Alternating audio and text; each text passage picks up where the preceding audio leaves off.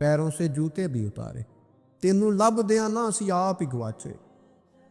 ہر چیز اتاری، کپڑے میں باندھی۔ حضرت عمر کہتے ہیں میرے حالات ان دنوں بڑے اچھے تھے، میں نے سوچا تھا میں حضرت ابو بکر سے بڑھ جاؤں گا اور میں آدھا مال لایا، لیکن ابو بکر کا تو انداز ہی بڑا انوکھا، انہوں نے نا ٹاٹ کا لباس پہن لیا اور بٹن کانٹوں کے لگائے، چوگا پہن کے حضور کی بارگاہ میں آئے، سارا مال رکھ دیا۔ امام سیوطی کہتے ہیں حضرت جبریل بھی آ گئے، حضور نے فرمایا ابو بکر یہ جبریل آئے ہیں، آج تیرے لیے آئے۔ آگے کہتے ہیں یا رسول اللہ رب حضرت ابو بکر کو سلام کہتا ہے۔ فرمایا رب فرماتا ہے کہ آپ ابو بکر سے پوچھ کے بتائیں کہ ابو بکر اپنے رب سے راضی ہے کہ ناراض ہے؟ تو صدیق اکبر پھر کھل کے روئے، عرض کی یا رسول اللہ میں اپنے رب سے کیوں ناراض ہوں گا؟ پھر 3 دفعہ کہا یا رسول اللہ میں اپنے رب سے بڑا ہی راضی ہوں، میں اپنے رب سے، میں نے گھر میں تنکا نہیں رکھا پر میں اپنے رب سے بڑے ہی راضی ہوں۔ حضور میں نے کپڑے تک اتار کے دے دیے پر میں اپنے رب سے بڑا ہی راضی ہوں۔ یا رسول اللہ آپ نے جو جو کہا میں نے کر دیا، میں نے بچا کے کوئی شے نہیں رکھی، پر میں اپنے رب سے اس حال میں بھی راضی رہنا۔ حضرت صدیق اکبر سارا کچھ دے کے رب فرماتا ہے پوچھو نا راضی ہے کہ ناراض ہے؟ اب یہ پوچھنے میں بھی بڑی حکمت ہے کہ اب ذرا بول کے بتائیں، لوگوں کو بھی پتہ چل جائے کیفیت کیا ہے۔ کہ یا رسول اللہ میں بڑا ہی راضی ہوں۔ حضرت ابو بکر صدیق رضی اللہ تعالیٰ عنہ ان خوش نصیب لوگوں میں سے ہیں جن کو سب سے پہلے حضور کے دامن پاک سے وابستہ ہونے کی سعادت نصیب ہوئی۔ سب سے پہلی بات تو یہ کہ اللہ تعالیٰ نے انہیں انتہائی مضبوط، طاقتور اور توانا ایمان عطا فرمایا۔ قرآن مجید میں اللہ کریم نے فرمایا والذی جاء بالصدق وصدق بہ، ایک وہ شخصیت جو سچ لے کے تشریف لائی اور دوسری وہ جنہوں نے اس کی تصدیق کی۔ اولئک ھم المتقون، یہی لوگ پرہیزگار ہیں، یہی لوگ متقی ہیں۔ حضرت مولا علی شیر خدا کرم اللہ تعالی وجہہ الکریم ارشاد فرماتے ہیں کہ یہاں سچ لے کے لانے والی شخصیت نبی پاک علیہ السلام کی ہے اور تصدیق کرنے والی ذات جناب ابو بکر صدیق کی ہے۔ حضرت ابو بکر صدیق رضی اللہ تعالیٰ عنہ نے فوراً اس سچ کی تصدیق کی جو حضور لے کر کے تشریف لائے۔ بہت سارے لوگ ایسے ہوتے ہیں جن کے شعور کی آنکھیں کھل جاتی ہیں، وہ ضمیر کی نہیں کھولتے۔ شعور تو ابو سفیان کا بھی بڑی جلدی بیدار ہو گیا تھا، لیکن بڑی دیر کے بعد جا کے انہوں نے کلمہ پڑھا رضی اللہ تعالی عنہ، بڑی جلدی پہچان گئے چیزوں کو۔ ابو جہل، ابو البختری، عتبہ، عتیبہ، شیبہ، بلکہ اخنس بن شریک سے جب ابو جہل نے کونے میں جا کے پوچھا اور اس نے ابو جہل سے پوچھا کہ تمہاری رائے کیا ہے، تو انہوں نے کہا رائے تو یہی ہے کہ حضور جو فرماتے ہیں حق اور سچ ہے۔ اس کا مطلب ہے شعور کی آنکھیں تو کھل گئی تھیں۔ جب تنہائیوں میں یہ کہا کرتے تھے کہ کریم کی ہر بات سچ ہے، تو شعور تو بیدار ہو گیا تھا، لیکن ضمیر کو دبائے رکھا۔ ماشاءاللہ مفتی صاحب بھی تشریف لے آئے۔ ضمیر کو دبائے رکھا۔ حضرت ابو بکر صدیق رضی اللہ تعالیٰ عنہ کا کمال یہ ہے کہ جب ان کے شعور کی آنکھیں کھلی نہ کہ دین حق اور سچ ہے، پھر انہوں نے کسی اور طرف نہیں دیکھا، فوراً اپنے ضمیر کی آواز پہ لبیک کہا اور نبی پاک کا کلمہ پڑھ لیا۔ یہ بڑی انفرادیت ہے، اس کو سمجھیے گا۔ بہت سارے لوگوں کو شعوری طور پر سمجھ آ جاتی ہے حق اور سچ کیا ہے،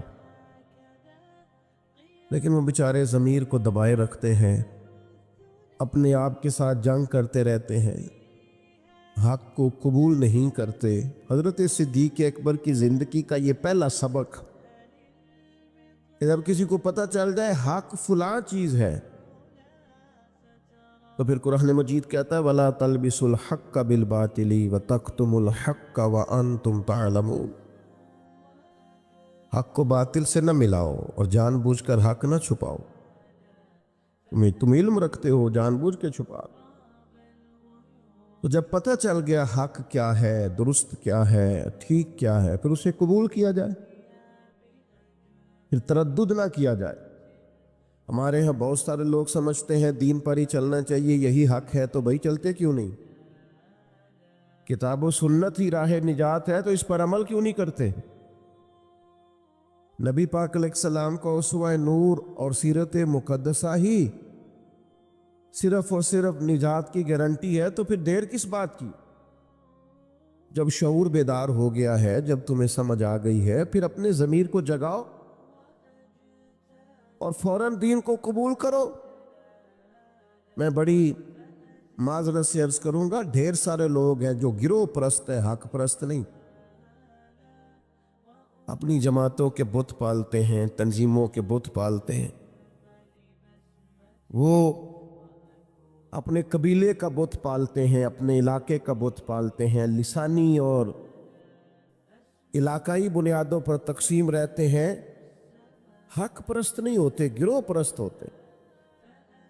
میرے گروپ نے جو کہہ دیا ہے وہ اگرچہ غلط بھی ہے، لیکن چونکہ میرے گروپ نے کہا ہے لہذا ہر حال میں اسے سپورٹ کرنا، یہ جرت انسان میں ہونی چاہیے کہ وہ حق کو حق کہے، وہ صحیح کو صحیح کہے۔ یہ جرت جناب صدیق اکبر نے پیدا کی،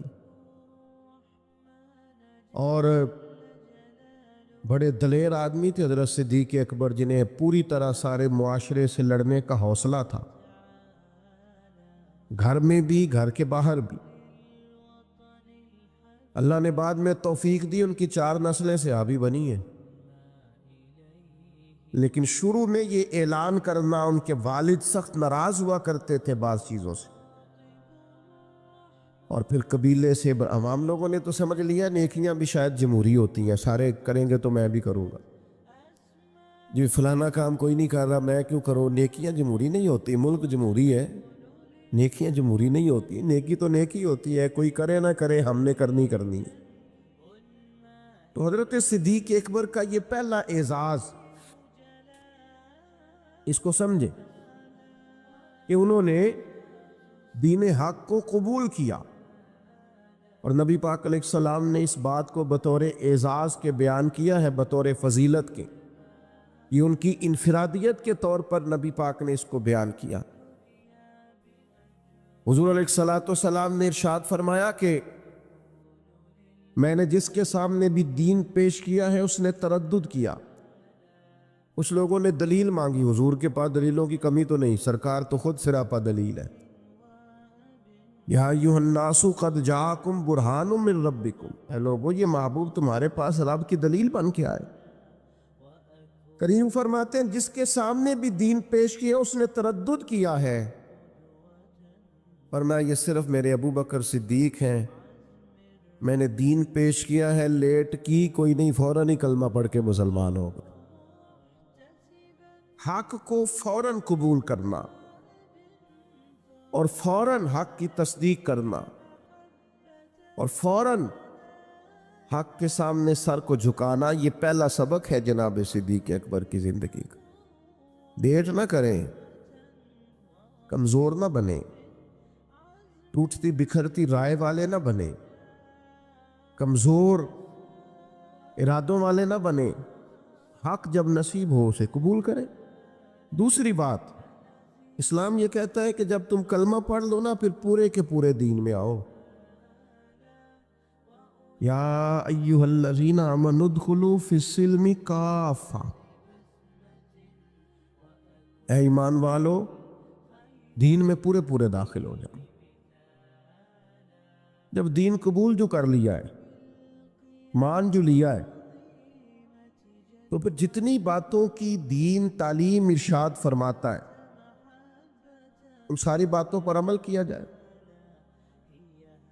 اپنے آپ کو سراپا نیکی بنایا جائے، سراپا خیر ہو انسان کا وجود، جتنی نیکیاں سوسائٹی میں وہ کر سکتا ہے وہ ساری کرنے کا اس کے اندر جذبہ ہو، شوق ہو۔ ہم کیا کرتے ہیں؟ نیکیاں کرتے ہیں لیکن خالص دینی کاموں کو بھی دنیا داری بنا لیتے ہیں۔ جنازہ پڑھنا خالص دینی کام ہے، نبی پاک علیہ السلام نے فرمایا ایک مسلمان کا دوسرے مسلمان پر حق ہے، جو حقوق مومن کے مومن پہ ہیں ان میں سے ایک حق جنازہ ہے۔ لیکن وہ ہم کس لیے جاتے ہیں کہ میرا تعلق بڑا ہے اس کے بیٹے سے، بھائی سے، باپ سے۔ آپ اس تعلق کی بنیاد پر گئے، حالانکہ آپ کو تو کلمے کی بنیاد پر جو تعلق تھا اس بنیاد پر جانا چاہیے۔ ہم نے کیا کیا؟ دینی کام تھا لیکن اس کو دنیا بنا لیا۔ یہ ہمارا مذہبی سٹیج ہوتا ہے۔ ظاہر ہے آپ اتنی بڑی تعداد میں لوگ آئے ہیں، آپ کا خیال ہے کہ ایک دیندار آدمی تقریر کرنے آ رہا ہے، لیکن اگر میرے دل میں یہ خواہش ہو کہ بڑے لوگوں میں فیمس ہو جاؤں گا اور ڈھیر سارے لوگ واہ واہ کریں گے اور گھر چاہے کہیں گے کیا بات مولانا نے کیا نقطہ بیان کیا ہے، اگر یہ میرے ذہن میں باتیں آئیں گی تو میں نے دینی کام کو بھی دنیا بنا لیا ہے۔ ترویج شریعت کے کام کو میں نے ذاتی شہرت کا ذریعہ بنا لیا۔ یہ دینی کام دنیا بن جائے۔ دین میں پورے داخل ہونے کا مطلب یہ ہے کہ آپ سراپا خیر بن جائیں، پھر آپ ہر وہ نیکی جس کو دین نیکی کہتا ہے اسے کریں، اور ہر وہ چیز جس سے دین روکتا ہے اس سے رکیں۔ حضرت حسن بصری رضی اللہ تعالیٰ عنہ سے کسی نے کہا تقویٰ کیا ہے؟ فرمایا جہاں جانے کا رب نے حکم دیا ہے وہاں غیر حاضری نہ کرنا، اور جہاں جانے سے اس نے منع کیا ہے وہاں نظر کبھی نہ آنا۔ یہ متقی ہونے کی علامت۔ حضرت صدیق اکبر کا آپ سراپا دیکھیے۔ نبی پاک علیہ السلام نے صحابہ سے فرمایا یہ دیکھیں، ہو سکتا ہے معاذ اللہ کسی کے دل میں خیال ہو کہ یہ شاید کوئی معمولی چیزیں ہیں، لیکن یہ تعمیر شخصیت میں اور کردار سازی میں کلیدی حیثیت رکھتی ہیں یہ چیزیں۔ حضور نے صحابہ سے پوچھا بتاؤ بھئی آج جنازے میں کسی نے شرکت کی ہے؟ تو تمام خاموش تھے۔ جناب صدیق اکبر نے ہاتھ کھڑا کر کے عرض کی حضور مجھے اللہ نے یہ سعادت عطا کی۔ نبی پاک علیہ السلام نے فرمایا آج تم میں سے کوئی روزہ دار بھی ہے؟ عرض کی یا رسول اللہ مجھے اللہ نے توفیق دی ہے۔ صرف حضرت صدیق بولے۔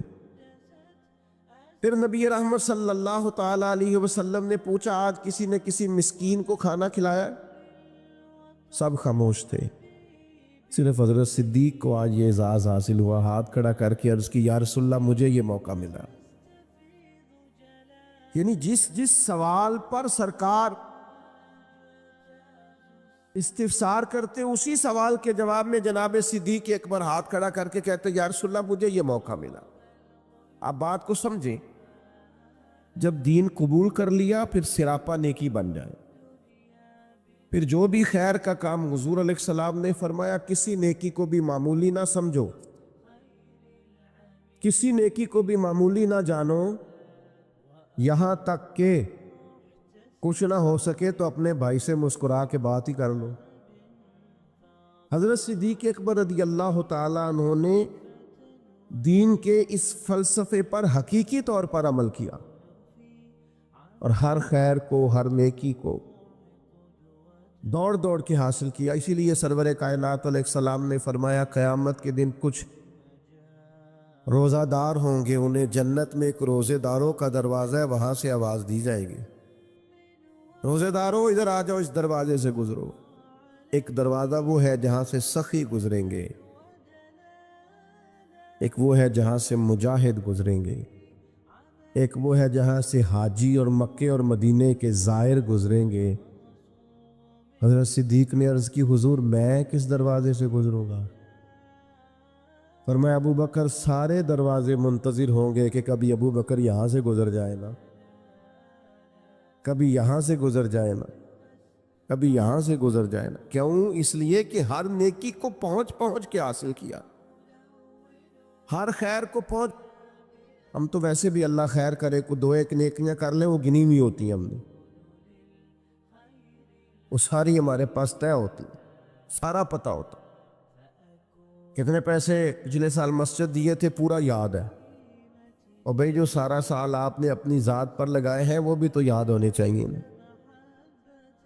نیکیوں کو لوگ گن گن کے شمار کر کے رکھتے ہیں جو بھولنے کی چیز تھی، اور معاذ اللہ جن کمزوریوں کو، غفلتوں کو یاد کرنا تو انہیں بھول جاتے۔ حضرت صدیق اکبر سراپا نیکی بن گئے، سراپا کلمہ پڑھا تو ان کا وجود سراپا ایمان تھا، سراپا خیر تھا۔ کوئی بھی ایسا کام نہ کریں جس سے محسوس ہو کہ ہم وقت ضائع کرتے ہیں، ہمیں خیر سے وابستگی نہیں ہے۔ جو نیکی ملے فاستبقوا الخیرات، نیکیوں میں آگے بڑھ جاؤ۔ کوشش کریں کہ جلدی جلدی اپنے لیے خیر جمع کریں۔ لمحات بکھرتے جا رہے ہیں، وقت اپنا دامن چھڑاتا جا رہا ہے، زندگی سمٹ جاتی ہے اور ہم دیکھتے ہیں کہ جلدی جلدی سکڑ جاتی ہیں چیزیں اور انسان کے ہاتھ کچھ بھی نہیں آتا۔ تو کوشش کی جائے ہمیشہ خیر جمع کرنے، بڑھ چڑھ کے نیکیاں کرنے کی۔ نبی کریم علیہ السلام نے فرمایا جنتیوں کی 360 علامتیں، کسی میں ایک بھی پائے جائے تو جنتی ہے۔ آپ کی توجہ ہے میری بات پر؟ کتنی علامتیں؟ کسی میں اللہ کا ایک دعا مانگنے لگا وہ آمین کہنا ہے۔ اللہ کرے آپ موبائل کم دیکھیں اور میری بات زیادہ سنیں، آمین تو کہہ دے، دعا میں تو شامل ہو جاؤ یار، دعا مانگی ہے۔ ان 360 یہ ساری وہی نیکیاں ہیں جو پھیلی ہوئی ہیں، خیر کرنا، پیار کرنا، عبادت کرنا، مخلوق کی خدمت میں مشغول رہنا۔ فرمایا جنتیوں کی 360 علامات ہیں، ایک بھی پائی جائے تو بندہ جنتی ہے۔ حضرت صدیق اکبر کا لہجہ ہمیشہ دھیما رہا ہے، بڑے وزادار تھے۔ فوراً عرض کی یا رسول اللہ میرے اندر بھی کو پائی جاتی ہے؟ وہ جو 360 نورانی علامات ہیں جنتیوں کی، تو کریم میرے اندر بھی کو پائی جاتی؟ نبی کریم نے فرمایا آپ کے اندر تو 360 ساری کی ساری پائی جاتی ہے، ساری۔ انہوں نے سراپا خیر کیا، سراپا۔ ہم بھی بڑے مصروف لوگ ہیں، کوئی پوچھے جناب کی کیا پوزیشن ہے، کہتے ہیں بڑا مصروف ہوں۔ تو اگر پوچھا جائے کتنی دیر مصروف ہے تو کہتے ہیں 6 گھنٹے تو موبائل پہ مصروف ہونا۔ یہ جو راتیں ہیں نا، لمبی راتیں سردیوں کی، یہ تہجد پڑھنے کے دن تھے، اور یہ چھوٹے دن تھے سردیوں کے، یہ روزے رکھنے کے دن تھے۔ لیکن اس کے لیے جو عشاء کے بعد سو جائے، یعنی اگر 7 بجے عشاء پڑھی اور 6:15 فجر پڑھی تو اتنی لمبی رات بنتی ہے 10-11 گھنٹے کی، اور ڈاکٹر کہتے ہیں بڑا بھی زیادہ سوئیں تو 8 گھنٹے کافی ہے، تو 3 گھنٹے تو رات پھر بچ جاتی۔ یہ وقت تھا سحری میں اٹھنے کا، لیکن اس کے لیے جو عشاء کے بعد موبائل کی جان چھوڑے تاکہ سحری میں اٹھ سکوں، جب سوئے گا نہیں تو اٹھے گا کیسے؟ ہم اگر مزاج رکھتے ہو نا خیر کا، تو اللہ تعالیٰ وقت میں بھی برکت پیدا کر دیتا ہے۔ کہ جو ہمارے بزرگ اتنی بڑی ضخیم کتابیں لکھ گئے، کتنی جلدیں ہیں ان کے وقت میں برکت تھی، وقت کو مینج کرتے تھے۔ لیکن خوش گپیاں ہماری سیریں، ہمارا آنا جانا، ہمارا موبائل کو وقت دینا، اس نے ہمیں بڑا الجھا دیا ہے۔ فرمایا مال اور اولاد یہ جیتی دنیا کا سنگھار ہے۔ مال اور بیٹے، مال اور اولاد یہ حسن ضرور ہے، پر جب تک بندہ زندہ ہے اتنی دیر تک۔ یہ جتنی آپ اور میں خود اندازہ کر لیں کہ زندگی کتنی کو لمبی ہے، اور کتنی کو لمبی ہوتی ہے آج کل۔ فرمایا یہ اتنی دیر تک زینت ہے جب تک انسان زندہ ہے۔ والباقیات الصالحات، اور فرمایا باقی رہنے والے تو نیک عمل ہیں۔ جو چیزیں باقی رہیں گی، جن کا اجر ملے گا، جو قیامت میں سامنے آئیں گی، وہ صالحات ہیں۔ والباقیات الصالحات خیر عند ربک، اور فرمایا باقی رہنے والی جو اچھی باتیں ہیں، جو اچھا عمل ہے، اس کا ثواب تمہارے رب کے پاس ہے، اور صرف ثواب نہیں، ثوابا و خیر عملا، اور وہ بڑی ہی بہتر چیز ہے جو اللہ کی بارگاہ میں۔ وہ بہترین تحائف ہے تمہارے لیے جو قیامت میں ملے گی۔ نبی کریم صلی اللہ تعالی علیہ وسلم نے نا لوگوں کے سامنے دنیا کی بے ثباتی کو بیان فرمایا۔ حضور نے اپنے غلاموں کو یہ سبق دیا ہے کہ تم تھوڑی دیر کے لیے دنیا میں آئے ہو، اور اپنے لیے بھی سرور کائنات علیہ السلام نے یہی پسند فرمایا، فرمایا میں کوئی تمہاری دنیا سے نفع اٹھانے نہیں آیا، تھوڑی دیر وقت گزارنے، ڈیوٹی کرنے آیا ہوں، پھر اللہ کے حضور چلے جانا۔ اور امت کو بھی یہ سبق دیا کہ مسافروں کی طرح، راہگیروں کی طرح تم نے وقت گزارنا ہے۔ تم نے اس طرح کا ماحول نہیں بنانا کہ تم سمجھو کہ صرف ایک ہی جہان ہے، اس کے بعد معاذ اللہ کوئی زندگی ہی نہیں ہے۔ ایک زندگی اس کے بعد ہے،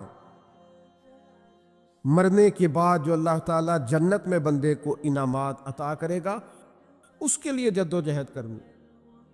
حضرت مولا علی شیر خدا رضی اللہ تعالیٰ عنہ روایت فرماتے دو قسم کے بیٹے ہوتے ہیں،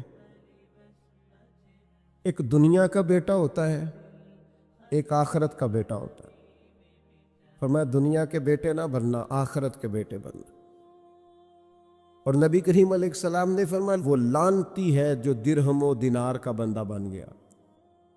بندہ تو اللہ کا بننا چاہیے تھا، لیکن اس نے لعنت کٹھی کی ہے، یا درہم کا بندہ بن گیا یا دیناروں کا بندہ بن گیا، یعنی مال دولت سونا چاندی اس کا بندہ بن گیا، حالانکہ اسے اللہ کا بندہ بننا چاہیے۔ اتنا اپنے آپ کو لالچی کر لینا، اتنا حریص کر لینا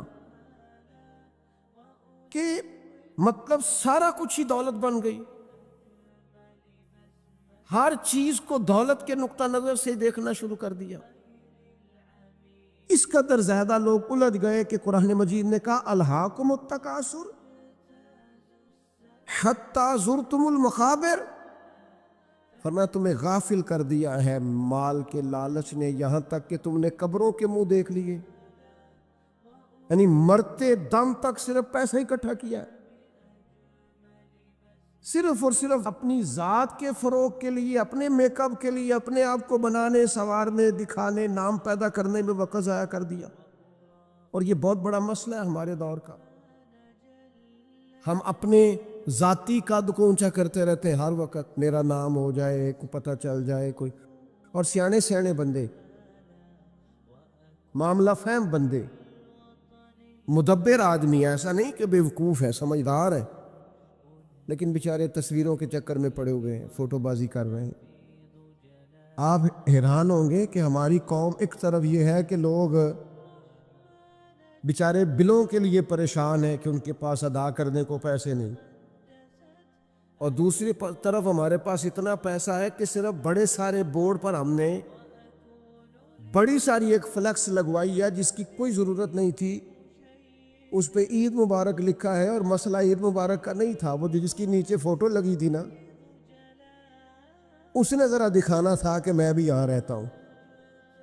یہ کیا ہے بھلا؟ یہ وہ نفس کی تسکین ہے،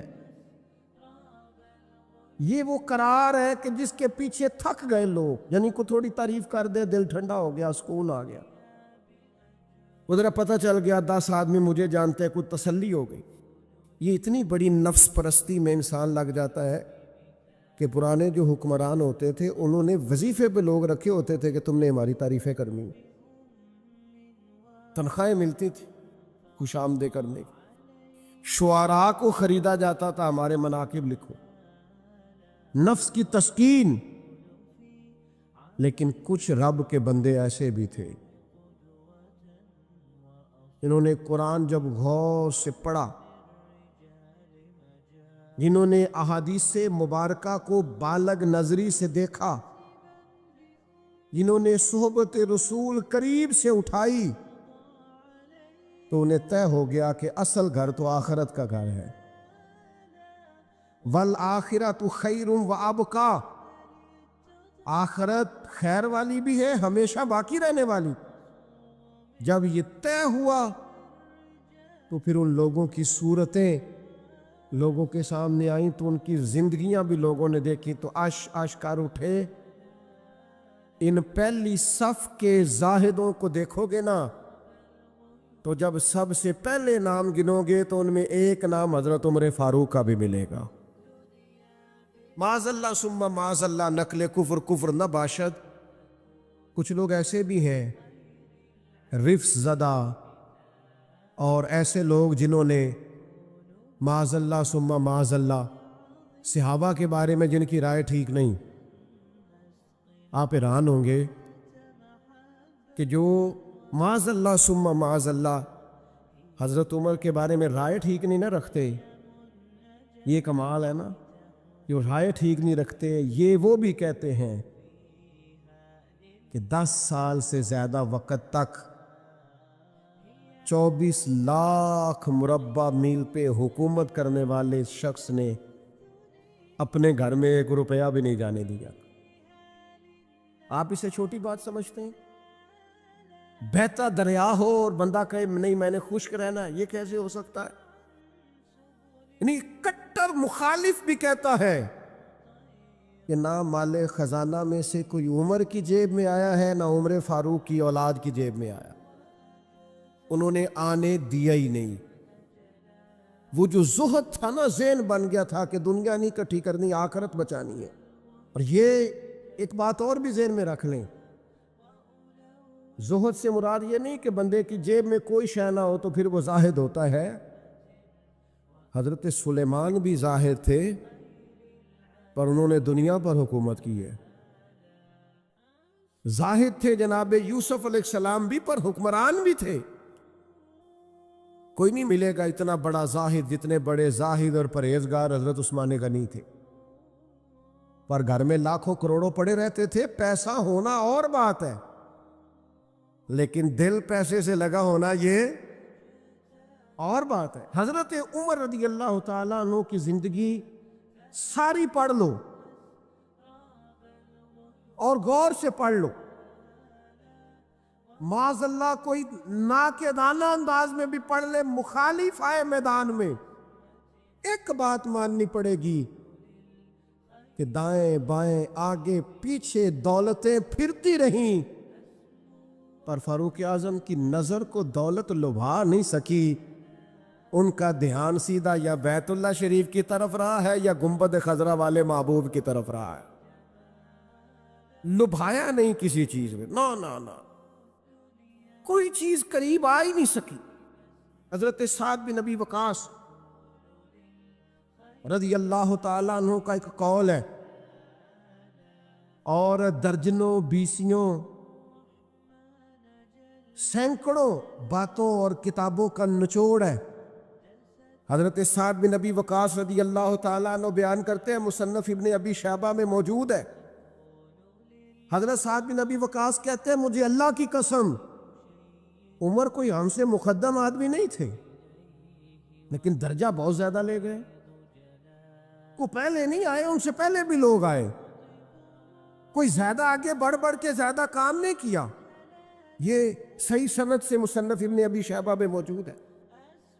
حضرت سعد بن ابی وقاص کہتے ہیں اللہ کی قسم ایک بات تھی اس کی وجہ سے عمر صاحب سے آگے نکل گئے۔ حضور وہ کیا؟ فرمانے لگے عمر نے دنیا داری سے دل نہیں لگایا، مال سے، لالچ سے، ہرس سے، ہوس سے دور رہے عمر۔ ان کی دنیا سے بے رغبتی ان کو آگے لے گئی۔ او یارو دانش مندان دا کام نہیں، دل دنیا تے لانا، اس ووٹی تے لکھ خامد کیتے۔ درویش سے پوچھا، حضور کہنے لگے حضور یہ زمین میری ہے، تو ہنس پڑے، کہنے لگے تیرے سے پہلے کس کی تھی اور تیرے بعد کس کی ہوگی؟ دانش مندہ دا کام نہیں، دل دنیا تے لانا، اس ووٹی تے لکھ خامد کیتے، جو کیتا سو کھانا۔ تو کھا جاتی ہے، روز نیا خامد کرتی ہے یہ دنیا، ہر روز نیا حکمران بناتی ہے۔ آپ کے ملک میں کئی وزیر اعظم ہیں جو زندہ ہے، پوچھتا کوئی نہیں، کئی صدور رہ چکے ہیں، زندہ ہے، پوچھتا کوئی نہیں۔ دنیا کا جو سب سے بڑا عہدہ تھا بظاہر وہ ملا ہے، لیکن حال کیا ہے؟ کچھ بھی نہیں۔ جب تک کرسیوں پہ تھے حیثیت اور تھی، کرسی سے اترے تو حیثیت۔ حضرت عمر کی زندگی کا بڑا سبق یہ ہے کہ دنیا سے بے رغبت ہو جاؤ، جو تمہارا ہے بس وہی تم نے حاصل کرنا ہے۔ آنے والی نسل کو بھی ہرس، ہوس، لالچ، مفاد پرستی پہ نہ لگاؤ۔ آپ نے ناراض نہیں ہونا، چند دن پہلے مجھے ایک یونیورسٹی میں بلایا گیا لیکچر کے لیے، تو کہنے لگے جی مین آپ نے بات چھیڑ دی ہے، بالکل مین۔ آخر کیا وجہ ہے کہ پڑھے لکھے سمجھدار اتنی بڑی ڈگریاں اور پھر لوگ غلط طرف نکل جاتے ہیں؟ تو میں نے کہا مجھے زیادہ تو نہیں پتا، لیکن ہم جب پڑھتے تھے نا تو جس بچے سے پوچھتے تھے نا، زیادہ بچے یہی کہتے تھے بڑے ہو کے کیا بنو گے؟ کہتے میں نے ڈاکٹر بننا ہے اور مخلوق کی خدمت کرنی ہے۔ زیادہ تر یہی کہتے وہ بڑے ہو کے ڈاکٹر تو بن گئے اور اگلا لفظ بھول گئے۔ ڈاکٹر بن گئے وہ، لیکن مخلوق کی خدمت کرنی ہے یہ وہ۔ پھر انہوں نے چونکیاں رکھی ہیں 2-3، ایک پہ فیس جمع کرا لو، ایک آگے آ جاؤ، یہ اتنے پیسے مشورے کے ہیں، یہ پھر دوائی بھی وہاں سے لینا جہاں سے میں نے کہی ہے، ٹیسٹ بھی اس لیبارٹری سے کرانا جو سب کی بات نہیں کرتا، لیکن جو ہے وہ بہرحال ہے۔ خدا را کہیں تو دنیا داری چھوڑ دو، کسی مقام پر تو اس کو چھوڑ دو۔ وہ یار میں تو اس دن بڑا ہی تڑپا تھا، جس دن ایک بوڑھے نے مجھے آ کے کہا تھا پیر صاحب میں تہاڈی ماں باپ دی شان تے تقریر سنی ہے، کیا بات ہے؟ لیکن آپ کو پتہ ہے آج کل بچوں سے بھی عزت کرانے کے لیے باپ کا مالدار ہونا ضروری ہے۔ ابا غریب ہو تو وہ بچوں کے لیے زیادہ قابل احترام۔ اس نے کہا یہ بھی ذہن میں رکھے آپ۔ تو میں تو ٹوٹ گیا سارا اور بکھر گیا اس بزرگ کی بات سن کے۔ اس نے کہا وہ غیروں سے مشورے لیتے ہیں صرف اس لیے کہ ان لوگوں کی جیبوں میں پیسے ہیں، اور میں نے بھی زمانوں کو سبق پڑھایا ہے، لیکن چونکہ جیب خالی ہے تو لہٰذا میں زیادہ سمجھدار اور سیاںا بندہ نہیں رہا، پیسے بھی نہیں۔ جب تک زہد نہیں پیدا ہوتا تلنے لگ گئی ہیں چیزیں، گھٹن محسوس ہوتی ہے، گھٹن۔ حضرت عمر کی زندگی کا زہد اصل تھا۔ میں آپ سے عرض کروں 2 قسم کا مسئلہ ہے ہمارے ملک میں۔ کچھ کو اس لیے نیند نہیں آتی کہ لائٹ گئی ہے تو پنکھا بند ہے، لیکن کچھ کا پنکھا چلتا ہے انہیں نیند نہیں آتی کیونکہ اے سی بند ہے۔ پکی بات بتا رہا ہوں، بالکل پکی، نہیں نیند آتی انہیں جب تک اے سی نہ چلے۔ عادت ہو گئی، پیدا ہی اے سی میں ہوئے، دل لگا لیا دنیا سے، مزاج نہیں بھائی۔ جب تک آپ کی طبیعت میں زہد پیدا نہیں ہوتا۔ اچھا یہ جو غریبی امیری ہوتی ہے نا، یہ بھی احساس سے وابستہ ہوتی ہے۔ آپ کا ذہن بن جائے نا کہ کوئی یار کی سوچے گا تو پھر آپ گئے کام سے، اور اگر سادے کپڑوں میں آپ خوش ہیں نا تو انشاءاللہ کوئی کچھ بھی نہیں سوچے گا۔ اگر آپ غیر مطمئن ہیں تو پھر سارے ہی سوچیں گے کہ پتہ نہیں یار دیکھو کس طرح کپڑے پہنے، اور اگر آپ مطمئن ہیں تو انشاءاللہ تعالیٰ کسی بندے کو بھی کوئی پریشانی، کوئی ٹینشن نہیں ہوگی، کچھ بھی نہیں ہوگا۔ آپ کو ہے جتنا بھی اندر معاملہ، آپ سادہ زندگی میں خوش ہیں تو ساری دنیا ہی ٹھیک ہے، لیکن اگر آپ ہی بڑے پریشان ہیں کہ یار دیکھو میں مطلب کس طرح کا میں نے لباس پہنا ہے، تو پھر حالات خراب ہیں۔ معروف تابعی ہیں حضرت عبید بن عمیر رضی اللہ تعالیٰ عنہ، وہ فرماتے ہیں میں نے حضرت عمر کو نا جمرات کی رمی کرتے دیکھا۔ ہم اپنے لفظوں میں کہتے ہیں شیطانوں کو کنکر مارنا حج کے موقع پر، کہتے ہیں میں نے جمرات کی رمی کرتے دیکھا حضرت عمر کو 11-12 ذی الحج کو، وہ کنکر مار رہے تھے تو میں ان کے پیچھے تھا، تو صرف پشت پر نا 12 پیوند لگے ہوئے تھے کپڑوں، صرف کمر میں نے دیکھی جو کہ صرف پشت میری جان 12 پیوند لگے تھے۔ لیکن فرماتے ہیں جب انہوں نے رخ میری طرف کیا تو جلال وہی تھا جو حضرت عمر کا ہونا چاہیے۔ میں بڑی دفعہ کہتا ہوں، مجھے پھر کہہ لینے دو، یار روب کپڑوں کا نہیں ہوتا، کردار کا ہوتا ہے۔